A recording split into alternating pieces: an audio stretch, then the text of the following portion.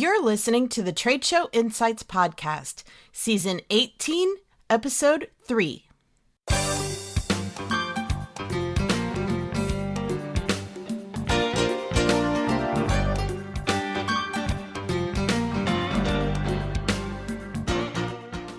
I'm your host and exhibit marketing strategist, Marlis Arnold, bringing you tools to improve your exhibit results. On today's episode, brought to you by the Exhibit Marketers Cafe, we're talking about how to avoid stimulus overload and provide a better experience for all attendees.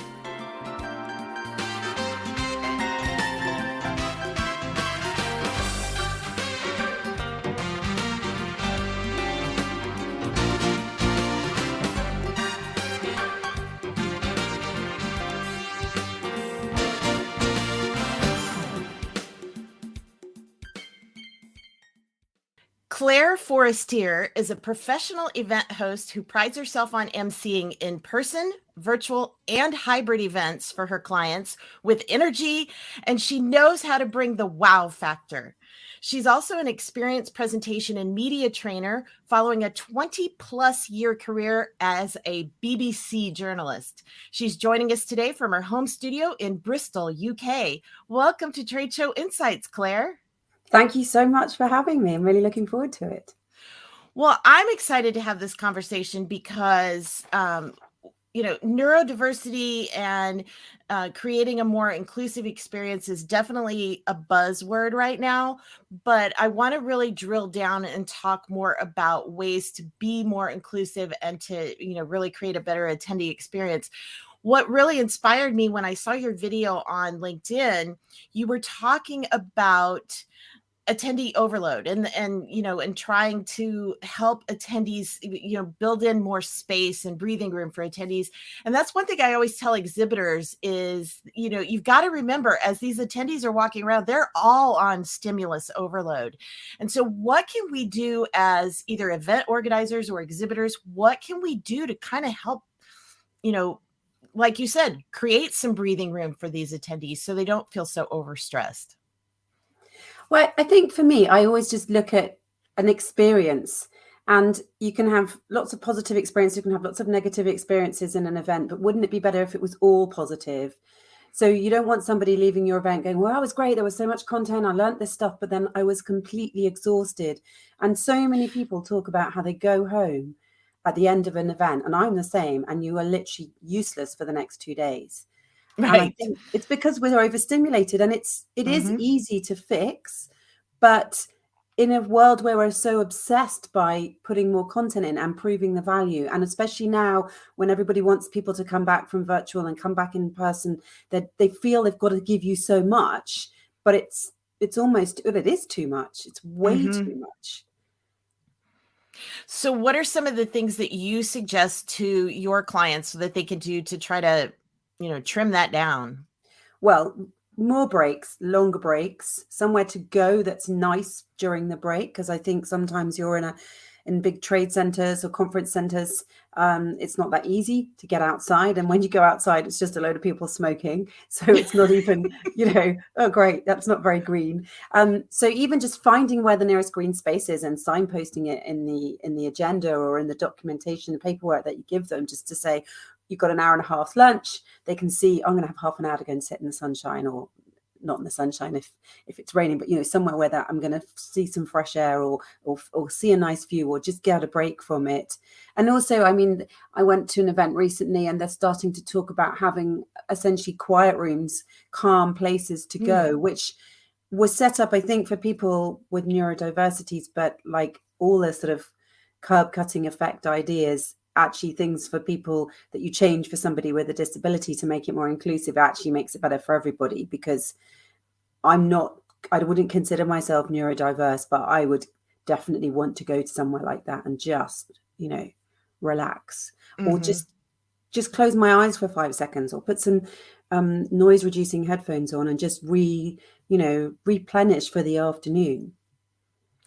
Well, and it's interesting you mentioned the quiet rooms because I know one of the convention centers here in Kansas City it's one of the first convention centers to do that. They actually have implemented a quiet room with all the different, like you said, the neurodiverse tools for people who need that kind of a break. But like you said, it's not necessarily just people who are considered neurodiverse. I mean, all of us, especially now when so many of us have spent the last several years working from home and very isolated, and suddenly you're thrown into a convention with, how many hundreds or thousands of people. It is just too much.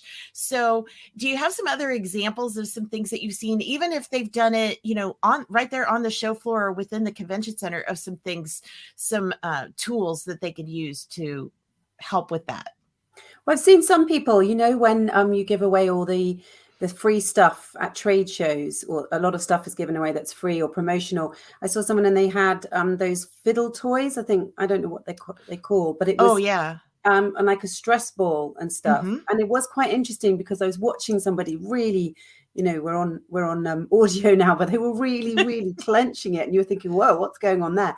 And it just, if you get into all that stuff, which some people might quite call woo-woo, but say, tapping or emotional freedom techniques, things like that, people will be tapping. And I walked around and I saw people doing it, which is, if you're in a stressful moment, you might tap. So you could even have sessions included in your agenda, depending on who your attendees are, talking about ways to reduce stress, just really simple ones. Even, I now, when I walk around the London Underground, I will listen to headphones with really calming music in. I never used to have to do that, but it's now so overwhelming. And I think that's the after effect of COVID, as you said. The first time I went back into the city after lockdown, I found it quite overwhelming. And Mhm. I'm the event host, I'm the MC, I'm the person who brings the energy, and yet I'm sapped by it, too much noise, too much Right. chaos. So I have to find ways throughout an event, if I'm there all day, personally, to look after myself. And I think event organizers could have those little elements in. And I noticed at events, when they do have anything about mental health, about those kind of things, those are busy sessions. There are always people going to those. Well, and you talked about the fidget toys, or whatever the official term for those Yeah. are. That's an idea that exhibitors could use to have as a giveaway in their booth as well, or some other kind of a wellness tool. You talked about the noise canceling headphones. I mean, there's lots of different kinds of things that exhibitors could give away that would also help to support attendees' well-being as well.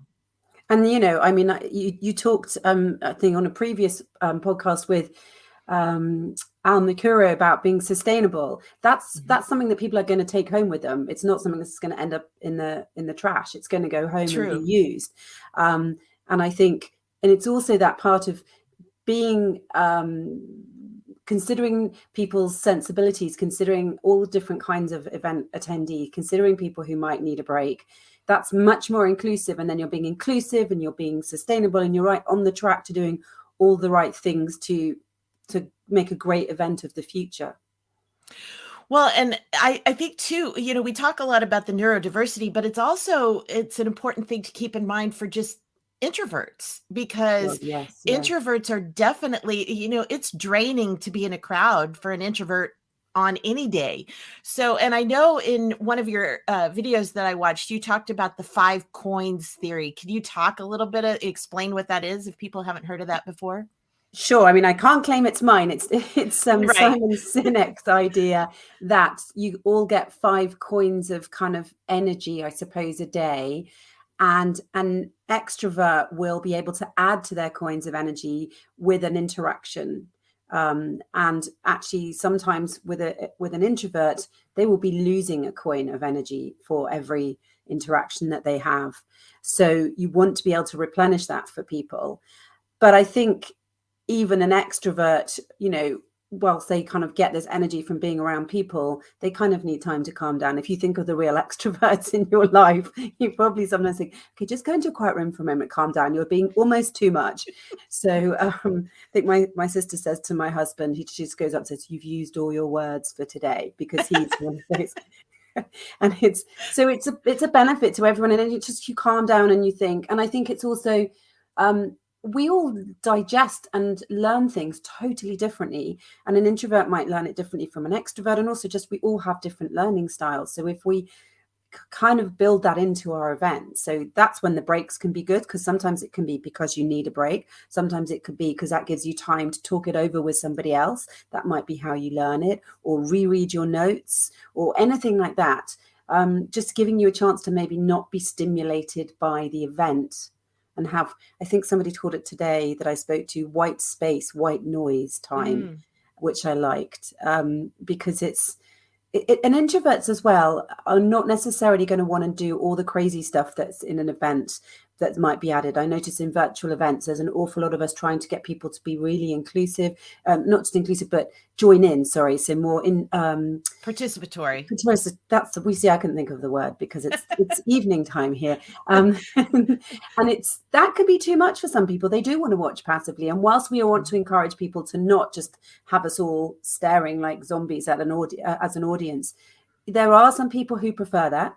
So you kind of have to look at your audience sometimes and think, if I'm doing an event for these type of people and more of these people are like this, then I'm going to make it much more focused that way. But you can still include the other elements, the more participatory elements for those people, because just trying to make sure that every event has the balance that matches the attendees coming.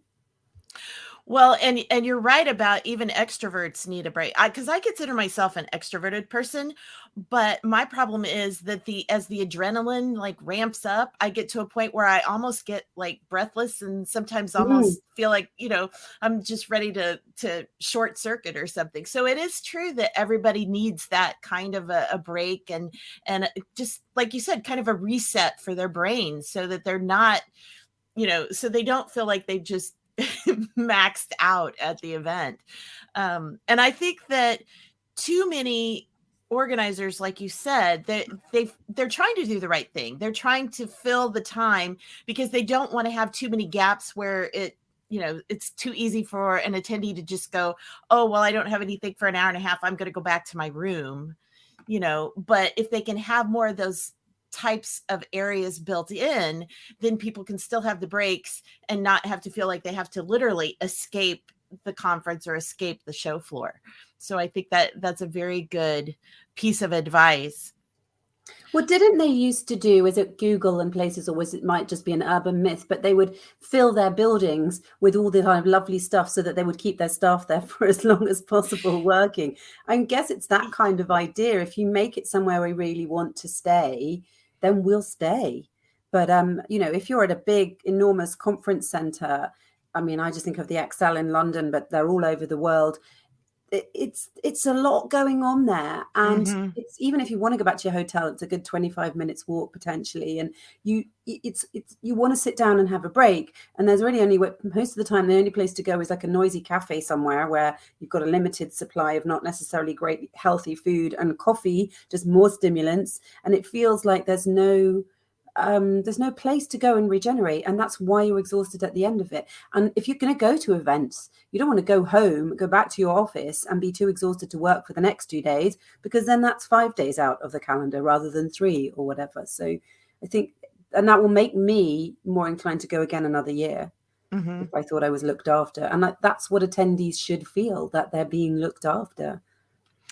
Well, I can remember a conference I went to years ago, and they had created basically like a kind of a comfy lounge area. So, because even in convention centers, a lot of times there's not even any place to sit down, if you want to take a break. But they had this great lounge area, and it was kind of off the beaten path. And, and so it was really popular with attendees because you could just go there and just kind of, veg out for a few minutes and just kind of catch your breath, look at your notes from the last session, whatever you needed to do, and then, get up and move on and go to your next activity. But, it's sometimes I think it's something as simple as that, or even you talked about, having the ability to go outside if it's the right kind of day and if you're in the right kind of place. But there's even ways to bring that element of bringing the outside in as well. So, well, yeah, I mean, there's so much ways to add greenery now, just to give your event some alternative spaces, and also lighting and smell, all those kind of things which affect our mood so much.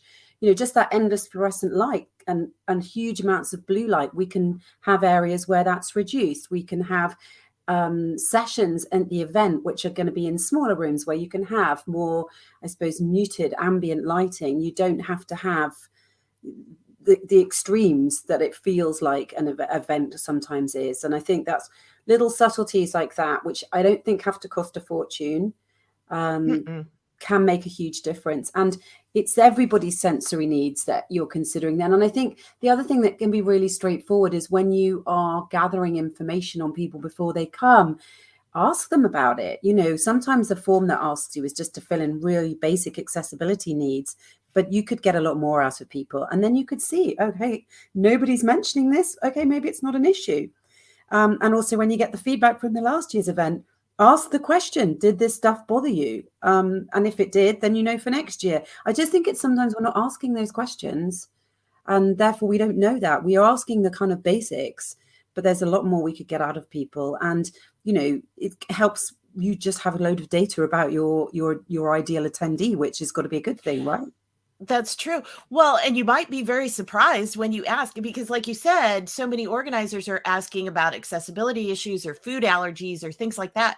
But if you just ask the questions of, would you benefit from having a quiet room or a quiet space, or, some of those kinds of questions, you might actually be amazed at how many people say, oh, yes, I would love to have this as an option, because again, like we've said, it's not necessarily those who are considered neurodiverse. It could be, you may discover half your audience says, oh, yes, this would be a welcome benefit, Completely. And I think, and you're going to learn then, that's the way we know what needs changing in our events, is to ask people and take their feedback.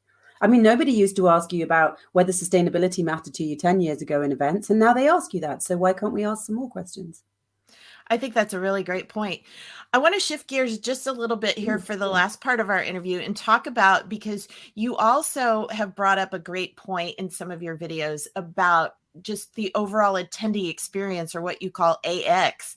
And I think that is so genius. Tell us a little bit more about how you see that becoming a trend or a buzzword in the industry.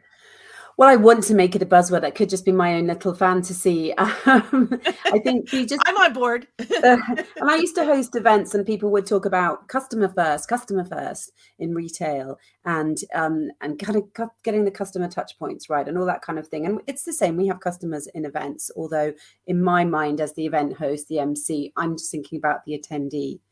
So it's like, I want the room to be, when I'm talking to people about going out and talking to an event as a speaker or a presenter, I want to see a sea of smiling faces. I use that to sort of get myself excited about the event if I was having any nerves, and I would suggest it to people. So to get that sea of smiling faces, the whole kind of person needs to be considered from the minute they arrive at the event and before they arrive at the event, from their first interactions to when they go home and sit down and tell people whether it was any good. And that's what I say when I say attendee experience. And I think every decision when you're investing in the event, when the person who makes those financial decisions about which suppliers to go with, or what person to use or whatever, is based on the experience first and foremost, because everything else then falls into place. So you're not going to waste money investing in something you don't need if it's not going to have a direct impact on the attendee. And I think there's so much of, we should do this. This is how we've always done it. This is what's expected. And it just like, but that doesn't mean everyone's happy. And just those little things, like I've been to events and they closed the door to the room where you could sit at lunchtime, which was where the speeches were and the talks were and the keynotes and the plenaries, because they wanted people to go around the trade show. So they were thinking of the sponsor, but then they weren't thinking of the attendee who wanted to have somewhere to sit down, because actually it was quite a lot of people whose role in their day to day was they tended to be more of the thinkers and the quiet sort of cogitating types. So actually they really needed space. But the whole thing was, oh, we've got to get the sponsors, we've got to get the bills paid. And it was like, but you still got to keep going back to how does that affect the attendee? And actually, some more outdoor spaces for them to sit down, or some spaces to sit down within the trade hall, you could have got them in there, and you'd have got both things you wanted. You'd have got happy sponsors and happy attendees. It's all of those little things that keep going back to what would the attendee want? What would make it easier for the attendee? How do we keep both people happy? So that's what I'm saying when I talk about attendee experience or attendee first. Well, and I love that idea because it's like thinking about what your attendees want, then reaching out to your sponsors to sponsor that. So, having a sponsor for your quiet room, having a sponsor for your, whatever your tools are to help people recharge and take a break. That makes so much sense because you're still getting those sponsorship dollars, but you're spending them on something that the attendees really want and are going to appreciate, and even better, that they're going to remember and appreciate the sponsor for later. And it's also, you could help your sponsors to be delivering that too, as part of their role. You can be saying, look, people have fed back to us that they don't want a load of free stuff. This is what they want instead. And this is what would get them coming to the stall, not the plate of sweets, which, I mean, for heaven's sake, or candy, as you guys would call it, that on a sponsor stand. I mean, hello. It's 2023. What are you, the child catcher? Am I only going to come to your stand if there's a piece of candy there?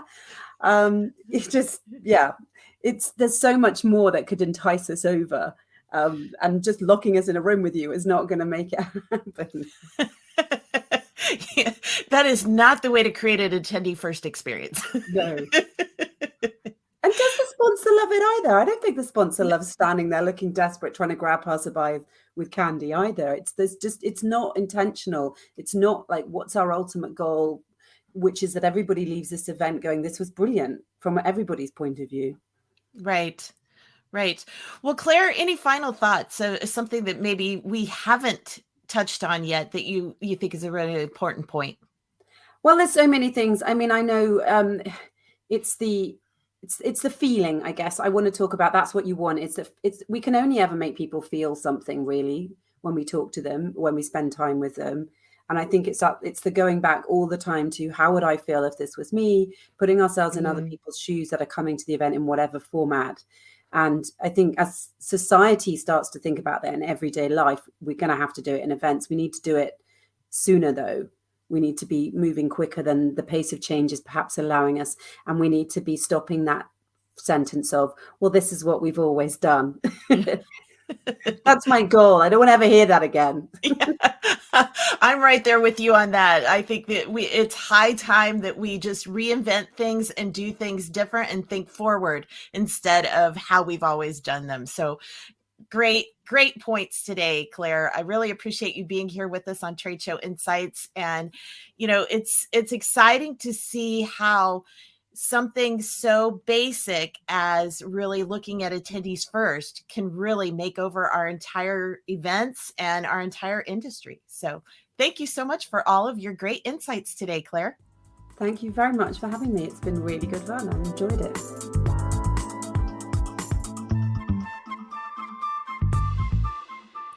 If you enjoyed today's episode and would like more, you can subscribe to the podcast and automatically receive future episodes on your chosen device.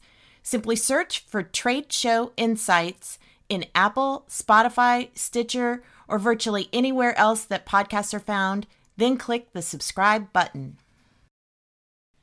Trade Show Insights is protected by the Creative Commons copyright license.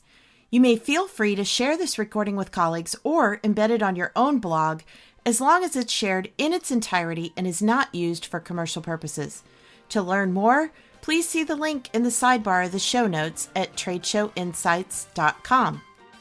Well, that's it for this episode of Trade Show Insights. Be sure to check out our show notes and archives at tradeshowinsights.com.